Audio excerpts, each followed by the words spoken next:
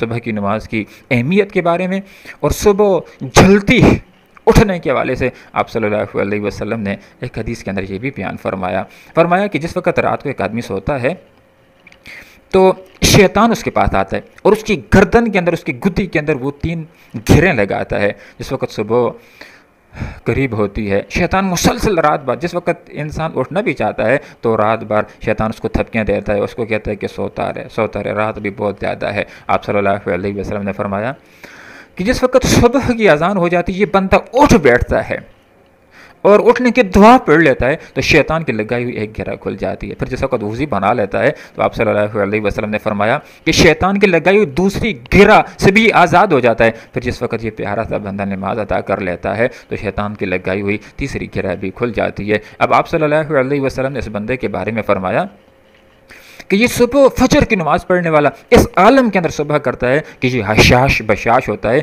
ये खुशो खरम होता है। और एक ऐसा आदमी कि जो सुबह की नमाज को अदा नहीं करता, सुबह के वक्त सोता रहता है, आप सल्लल्लाहु अलैहि वसल्लम ने फरमाया कि ये आदमी सुबह करता है इस हाल के अंदर कि ये खबीस नफ्स होता है, इसका नफ्स गंदा और खबीस होता है। और एक रिवायत के अंदर ये बात भी आती है कि जो आदमी सुबह की नमाज के लिए उठता नहीं है, वो सोता रहता है तो शैतान आकर के उसके कान के अंदर पेशाब भी कर देता है। ये 10 बजे उठता है, ये 9 बजे उठता है और आंखें मलते हुए। और ये बात हमें याद रखनी चाहिए कि एक ऐसा आदमी जो सुबह से ही अपने कामों का आगाज़ कर लेता है, उसकी कारकर्दगी उस बंदे से कहीं ज़्यादा बेहतर होती है कि जो दिन के कामों का आगाज़ सुस्ती के साथ 9 बजे, 10 बजे, 11 बजे उठ करके करता है।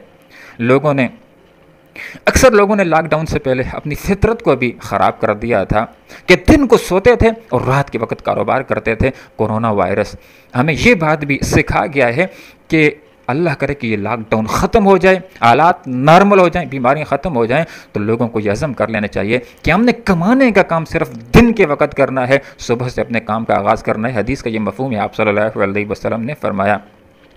आप सल्लल्लाहु अलैहि वसल्लम ने अल्लाह रब्बुल आलमीन से दुआ की कि या अल्लाह मेरी उम्मत के लोगों के लिए सुबह के वक्त के अंदर बरकत दे। तो जो आदमी सुबह के वक्त के अंदर अपने काम का आगाज़ करता है वो जल्द तरक्की करता है, उसके रिज़्क़ के अंदर भी बरकत होती है। और रात को अल्लाह रब्बुल आलमीन ने कमाने के लिए नहीं बनाया है, रात को अल्लाह ताला ने आराम के लिए बनाया है कि इसके अंदर इंसान आराम कर ले। रात को अल्लाह ताला ने इबादत के लिए बनाया है, रात को अल्लाह ताला ने इसलिए बनाया है कि इंसान घर वालों को वक्त देने वाला हो, और दिन को अल्लाह ताला ने कमाने के लिए बनाया है। लिहाजा इस फितरत की तरफ, इस हकीकत की तरफ हमने आना है। तो आप सल्लल्लाहु अलैहि वसल्लम ने हमें ये तालीम दी है सुबह जल्दी उठने की, और आप सल्लल्लाहु अलैहि वसल्लम ने हमें तालीम दी है रात को जल्दी सोने की। और जो बेहतरीन टाइम होता है सोने के लिए, बेहतरीन वक्त होता है वो इशा की नमाज के बाद का होता है। उस वक्त एक इंसान सो जाता है, 4-5 घंटे भी सो जाए तो उसकी नींद भी मुकम्मल हो जाती है, उसको मुकम्मल आराम भी मिल जाता है, और उसकी सेहत के लिए जितना आराम ज़रूरत है उसके नसीब में